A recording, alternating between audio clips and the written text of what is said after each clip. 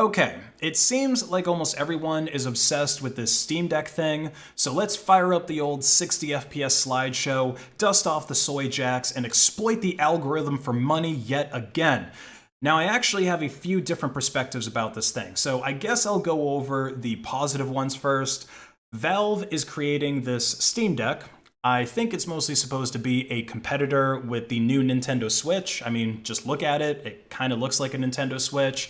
And as far as I know, you're supposed to be able to play Steam games on this thing, maybe all of the Steam games, which I guess would really give it an edge over the Nintendo Switch. But then again, I haven't really been a Nintendo gamer since Perfect Dark on the Nintendo 64 and Pokemon Emerald on the Game Boy Advance, so I don't really know what that ecosystem is like and how it has evolved in current day.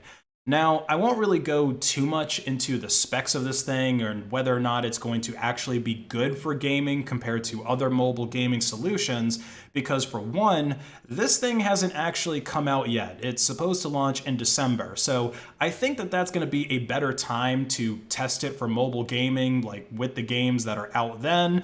And, you know, that's if you're actually able to get one, which we'll talk about later. Also, Gaming Tech Jesus has already made a 20-minute video speculating about how good it's going to be for gaming, so you should probably watch his video about that for a more informed opinion on that matter. But of course, I can tell you that this is not going to have the gaming performance of a full desktop, because not even Valve can overcome the laws of physics. Obviously, the tiny GPU that is inside of this thing, drawing power from a battery, is not really going to be able to compete with a desktop that's drawing power from the wall to a GPU that is bigger and heavier than the whole Steam Deck itself. So don't expect that, and Valve isn't even trying to sell this as that.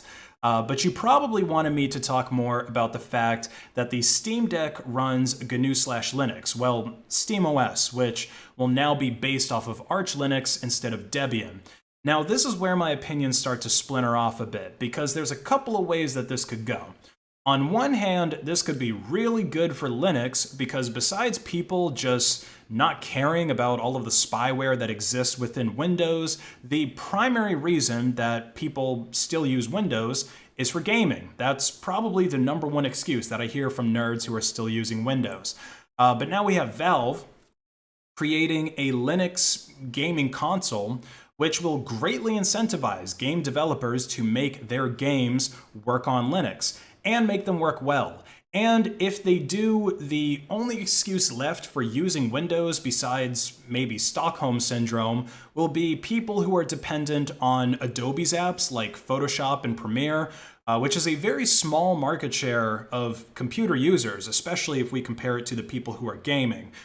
So the Steam Deck could greatly increase the Linux market share, maybe even past the position of macOS. Then more developers will port their software to Linux, growing its market share even more, and then Richard Stallman will fly in on his horse and defeat the Antichrist, Bill Gates, ending the GNU/jihad against proprietary software, and we'll all play open source Fallout and rice our desktops forever and ever. That's one option. The other one is that the Steam Deck will bring excellent gaming performance to the Steam Deck and nothing else. You see, SteamOS is already not fully open source. It's not really a FOSS project. It ships with the Steam client, which is proprietary software and proprietary drivers. So I think it would be pretty easy for Valve to make all of the compatibility layers for the Steam Deck proprietary as well, so that you only end up getting better performance on a Steam Deck.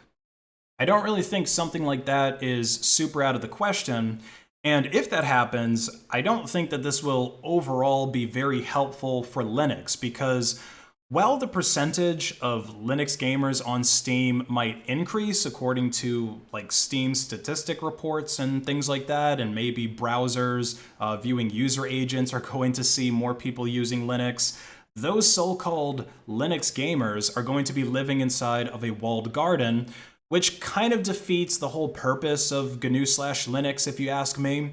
But again, we'll just have to see when it comes out how things play out. Which actually brings me to my next prediction about this thing, which is that it's going to be very overpriced and very hard to get your hands on. Now, of course, there's the retail price, which is basically $529 and up, or at least that's the price for now when they're doing the reservations, and you can reserve it for just $5, which goes towards paying for the machine, and then I guess you pay the rest when it ships. But nobody really wants to get the gimped $399 version. Like, it only comes with 64 gigs of storage. That's not even enough for certain AAA titles. So yeah, you're going to want that 256 gigabyte or 512 gigabyte model. I'm also curious to know if the NVMe storage can be upgraded by yourself. I know it's supposed to support SD cards, but NVMe will have much better performance, especially for games that need to load large maps and texture packs. And I also think it would be pretty cool to have a 1 terabyte version of this. But anyway, the real price for the Steam Deck is $529 plus, but what you should have learned by now from all of the global supply chain issues that we've been having for the past year is that retail prices are not always the real prices. New GPUs, for example, they all still cost over $1,000. Now, I know what you're saying. Man, you're overreacting. The pandemic is over, and the crypto miners, they're not going to be buying hundreds of these Steam Deck things to go and mine their shit coins. But that doesn't matter. Okay, let me tell you, long before this supply chain shortage that we had, let me tell you about the Nintendo Switch launch, because I actually worked in retail during that time. I was working at Geek Squad when that thing came out, and I actually had to, instead of doing Geek Squad stuff, you know, like removing viruses from boomers' PCs and teaching them how to use Word, I actually had to go onto the sales floor and help with that launch. And when I went to open the store that day, I was greeted by about 24 IRL soy jacks camped outside of the Best Buy waiting until we opened so that they could buy a Nintendo Switch.